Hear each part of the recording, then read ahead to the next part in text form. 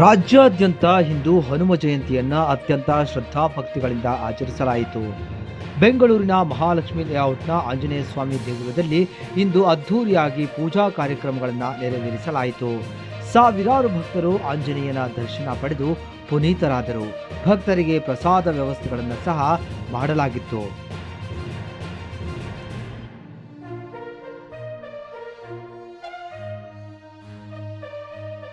ಸರ್ಕಾರಿ ನೌಕರರಿಗೆ ಸಿಗುವ ರಜಾ ಸೌಲಭ್ಯಗಳು ಹಾಗೂ ನಿಯಮಗಳ ಕುರಿತಂತೆ ಸರ್ಕಾರವು ಮಹತ್ವದ ಮಾಹಿತಿ ನೀಡಿದ್ದು 2 ದಿನಗಳ ಕಾಲ ವಿಶೇಷ ಸಾಂದರ್ಭಿಕ ರಜೆ ಘೋಷಣೆ ಮಾಡುವುದಾಗಿ ತಿಳಿಸಿದೆ.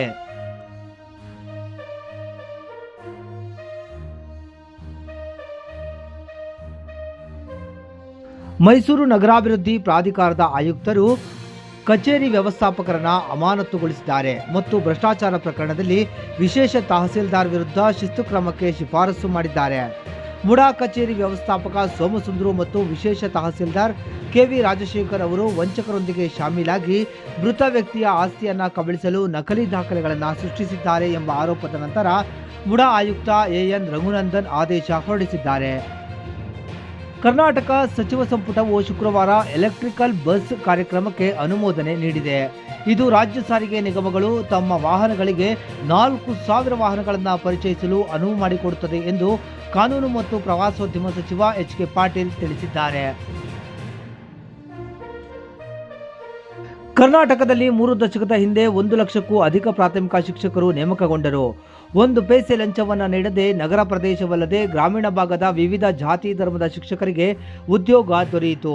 ಅದರ ಹಿಂದೆ ಇದ್ದದ್ದು ಮಲೆನಾಡು ಗಾಂಧಿ ಎಂದೇ ಹೆಸರಾಗಿದ್ದ ಎಚ್.ಜಿ. ಗೋವಿಂದೇಗೌಡ ಅವರು. ಶೃಂಗೇರಿ ಶಾಸಕರಾಗಿದ್ದ ಗೋವಿಂದೇಗೌಡರು ಎಚ್.ಡಿ. ದೇವೇಗೌಡರ ನಂತರ ಜೆ.ಎಚ್. ಪಟೇಲರ ಅವಧಿಯಲ್ಲೂ ಶಿಕ್ಷಣ ಸಚಿವರಾಗಿದ್ದರು. 3 ವರ್ಷದಲ್ಲಿ 1 ಲಕ್ಷ ಶಿಕ್ಷಕರನ್ನ ಸರ್ಕಾರಿ ಶಾಲೆಗಳಿಗೆ ನೇಮಕ ಮಾಡಲಾಯಿತು. ಅದು ಈಗಲೂ ದಾಖಲೆಯೇ ಆಗಿದೆ.